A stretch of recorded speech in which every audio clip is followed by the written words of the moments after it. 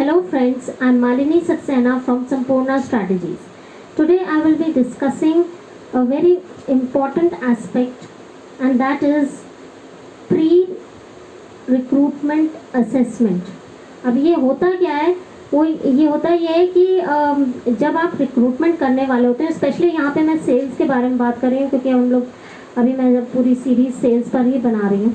तो सेल्स में एक बहुत इम्पॉर्टेंट पार्ट ये होता है कि जब हम रिक्रूटमेंट करने जाते हैं तो बिना सोचे समझे हायरिंग करनी शुरू कर देते हैं। अब क्या चीज़ें सोचनी चाहिए पहले रिक्रूटमेंट प्रोसेस से पहले, क्योंकि स्मॉल ऑर्गेनाइजेशंस की एक प्रॉब्लम है, वहाँ पे अलग अलग जो इम्पोर्टेंट डिपार्टमेंट्स हैं, जैसे HR डिपार्टमेंट नहीं होता है, जो जिसका भी काम होता है ये सारी चीज़ें, ये एस्पेक्ट को वर्कआउट करना। तो और यहाँ पे छोटी ऑर्गेनाइजेशंस में जितने भी ओनर्स हैं, डायरेक्टर्स हैं, सीनियर मैनेजमेंट हैं, वही ये उनका ही काम होता है हायरिंग वाला पार्ट टेक केयर करना। तो उनको ये काम क्या क्या करना है, क्या क्वेश्चंस आंसर करने हैं, उस पर आज मैं बात करूँगी। तो पहला जो इम्पॉर्टेंट चीज़ उनको अपने दिमाग में रखनी चाहिए या उसको एक जॉट डाउन करके रखना चाहिए, वो ये है कि गोल्स एंड ऑब्जेक्टिव्स, यानी कि शॉर्ट टर्म गोल्स आपके और लॉन्ग टर्म गोल्स क्या हैं, ये ज़रूर डिफाइन करके रखने चाहिए रिक्रूटमेंट स्टार्ट करने से पहले।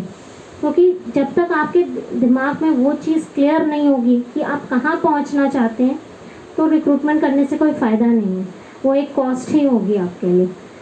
अगला है कि रोल्स और रिस्पॉन्सिबिलिटीज़, जो नया रिक्रूटमेंट जिसका आपने किया है उसकी रोल्स और रिस्पॉन्सिबिलिटीज़ आपके पास क्लियरली डिफाइंड हो।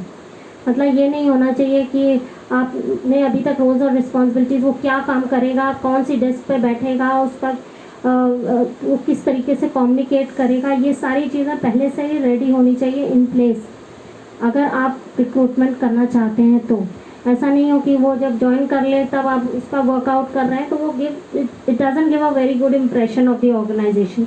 अगर एक प्रोफेशनल अप्रोच लेकर के आनी है तो ये सारी चीज़ें पहले से ही चॉक आउट करके रखनी पड़ेगी। नेक्स्ट द थिंग इज़ कि आपको ये भी देखना पड़ेगा कि जो एग्जिस्टिंग टीम है, सेल्स की आपकी टीम है, उसी से क्यों नहीं आप काम करवा सकते। थोड़ा थोड़ा सबको एक्स्ट्रा करा के आप उन्हीं से अपने गोल्स और ऑब्जेक्टिव्स अचीव कराइए। क्यों आप नया रिक्रूटमेंट करना चाहते हैं, ये आपको नोट डाउन करना पड़ेगा। क्यों आप एक्स्ट्रा कॉस्ट अपनी बढ़ाना चाहते हैं, क्यों आप, और आपको क्या लगता है कि कितने टाइम में वो कॉस्ट आप रिकवर कर लेंगे।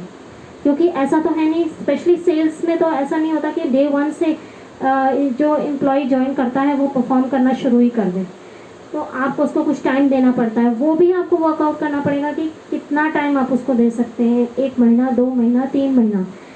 यहाँ टाइम देने का मतलब ये है कि आपको सैलरी ही देनी पड़ेगी। हो सकता है वो आपको आउटपुट कुछ ना दे पाए, और हो सकता है वो थोड़ा बहुत आउटपुट दे भी दे लेकिन वो उसकी सैलरी को जस्टिफाई ना करे। तो आप कितने टाइम तक उस चीज़ को बेयर कर सकते हैं, ये भी आपको नोट करके रखना पड़ेगा, अपना एक जॉट डाउन करना पड़ेगा। और इसमें यहाँ पे एक बात बहुत मेरे आपसे रिक्वेस्ट है कि इस चीज़ पर ज़रूर वर्क करें कि आप कितना टाइम जो है दे सकते हैं किसी भी एम्प्लॉय को जो ज्वाइन कर रहा है, तो उसको कितना टाइम दे सकते हैं कि वो परफॉर्म करे, है ना। इस पर ज़रूर आपको वर्क करना चाहिए।